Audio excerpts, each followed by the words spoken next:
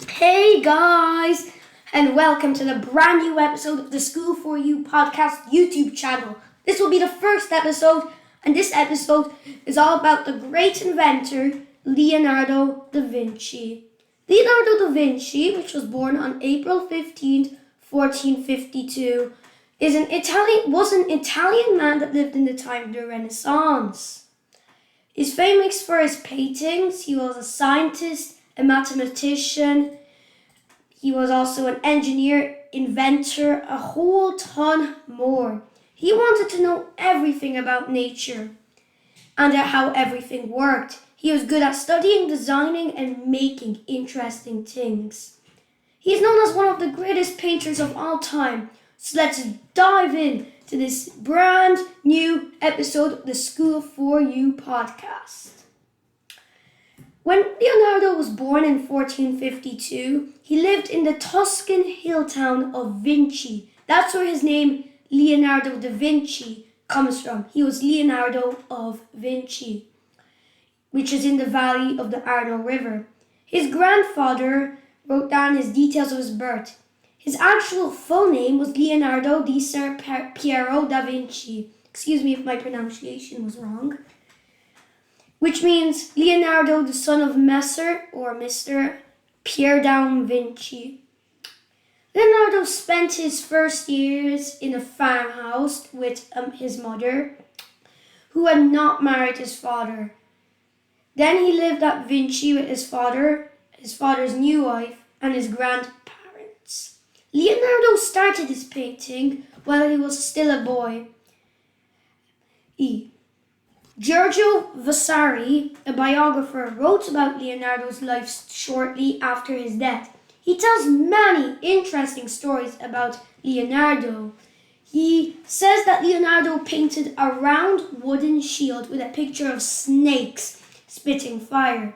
Leonardo's father took his painting to Florence and sold it to an art dealer, Verrocchio's workshop. In 1466, Leonardo was 14. Then his father took him to Florence to be an apprentice to the artist Verrocchio. Florence was an exciting place in the Renaissance for a young person who wanted to be an artist. Many famous artists have lived in Florence. If he was lucky, he would find a rich patron who would buy many of his paintings. The wealthiest family there was the Medici. They had built themselves the finest palaces in Florence and liked buying paintings, statues, and other beautiful things. They were interested in literature and philosophy. Many young artists hoped to work for the Medici and their friends. Verrocchio had a big workshop that was once one of the busiest in Florence. Leonardo, learning to be an artist, he had to learn drawing, painting, sculpting, and model making. While he was there, he was able to learn all sorts of useful skills. Chemistry, metallurgy, metal, plaster casting, leather working, mechanics, and carpentry, just to name a few. Leonardo was not the only young painter at his workshop. Many other painters were trained there and often visited. Some of them became famous: Ghirlandaio, Perugino, and Botticelli. These artists were all just a few years older than Leonardo. In about 1472 now, when he was 20, Leonardo joined the Guild of St. Luke, an organization of artists and doctors of medicine. Even after his father set him up in a workshop, Leonardo still enjoyed working at Verrocchio's workshop. And now it's time for his working life between 1476 and 1499. When Vasari writes about Leonardo, he uses words like noble, generous, graceful, and beautiful. Very little is known about Leonardo's life and work between 1472 and 81. He was probably busy in Florence.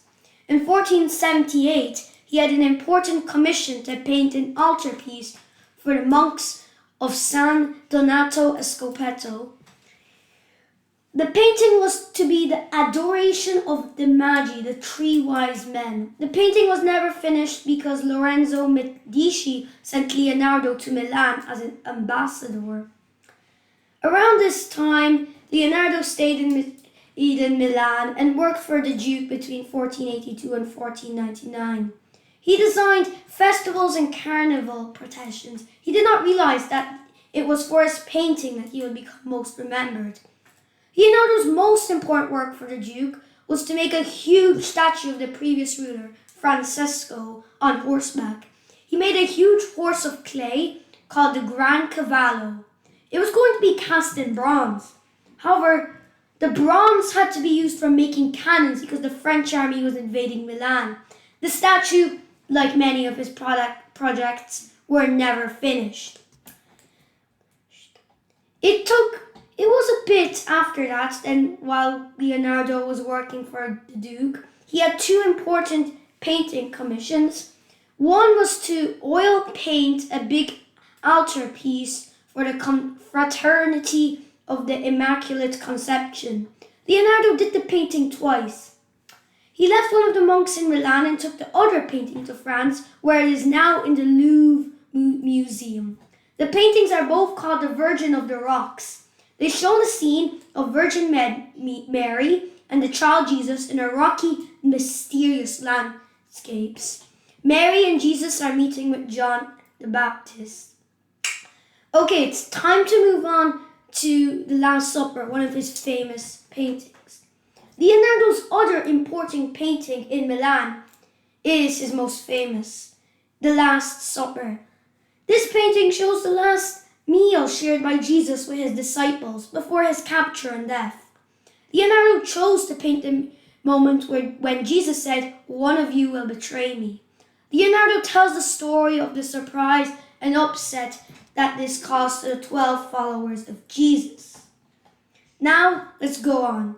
In 1499, Ludovico I Moro was overthrown. Leonardo left Milan with his servant Salai and a friend Luca Pacioli, who was a mathematician. They went to Venice. Leonardo worked as a military architect and engineer. Because Venice is a city on many islands, he tried to think of many ways to defend the city from a naval attack. In 1500, he went back to Florence, taking his servants and apprentices with him. The monks from the monastery of the Holy Annunciation gave Leonardo a home and a large workshop. In 2005, some buildings, which were used by the Department of Military Geography, were being restored. The restorers discovered that part of the building was Leonardo's studio. Leonardo painted many other items through his time, but one of the most famous ones is the Mona Lisa. In about 1503, he started painting on this portrait of the woman known as Mona Lisa, the most famous portrait that has ever been painted. He worked on it for many years. It is a small picture painted in oil on a wooden panel. It shows the face, upper body, and hands of a woman. She is very plainly dressed. For a portrait, a woman would usually put on her best clothes and jewellery. Mona Lisa has a dark dress and a fine black veil over her head. Leonardo often left symbols in his paintings to give clues about the person. The unusual thing about this picture is the smile. Mona is short for Madonna, which means my lady. This painting is so famous that because it seems full of mystery. Her eyes look out at the viewer. Nobody can guess what she's thinking. This is very unusual in a portrait painting. Most people in portraits look very serious. It's hard to tell what her expression is. When a person wants to read another person's feelings, they look at the corners of their mouth and eyes. Leonardo painted soft shadows in the corner of Mona Lisa's mouth and eyes to disguise her expression. Soft shadows are also found in the sides of her face, her neck, and her hands. The way Leonardo used his shadow is called sfumato, which is an Italian word for smoke.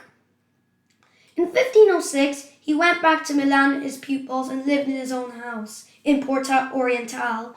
Some of his pupils became painters and made several copies of his paintings. In 1513, Leonardo went to Rome and lived there until 1516. He lived in the Vatican. The three greatest painters of the High Renaissance, Leonardo, Michelangelo, which will come up and make the next episode will be on Michelangelo, and Raphael, were all working in Rome at the same time. Even though their names are often said together as if they were friends, they were not. Leonardo at this time was in his 60s, while Michelangelo was middle-aged and not friendly to either Leonardo or Raphael. Raphael was a very clever young painter who looking at the work of the other two masters, but neither was ever his teacher. Leonardo lived a life between this in France, called in the Close Luce. Fix it when I'm wrong, because really, it's very hard to pronounce some of these, which is where Leonardo lived from 1516 to 1519. When Leonardo was dying, he asked for a priest to come so that he could make his confession and receive Holy Communion. Leonardo died at his home on the May 2nd, 1519. In his will, he asked that 60 beggars should follow his casket in procession. He was buried in the chapel of the Château Amboise. In his will, he left his money, his books, and most of his paintings to Count Melzi. So, I hope everybody who is watching this episode enjoyed the podcast on Leonardo da Vinci. So, now it's time for a couple of questions. Number 1, where was Leonardo born? We'll give you 5 seconds. Okay, time is up. He was born on the Tuscan hill town of Vinci, or just Vinci. Okay, number 2. How old was Leonardo when he entered Verrocchio's workshop?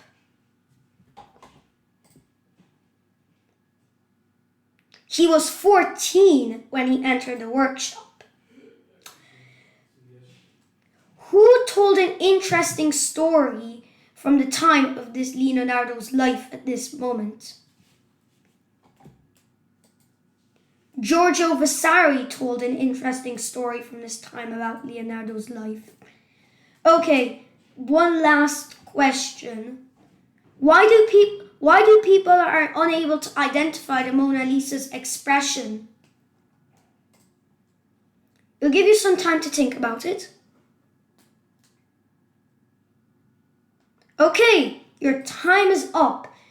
They painted soft shadows that hid her actual expression. Now, I hope you enjoyed this episode of the Skool4U podcast, and that's it for me, your host, Alash. Bye-bye.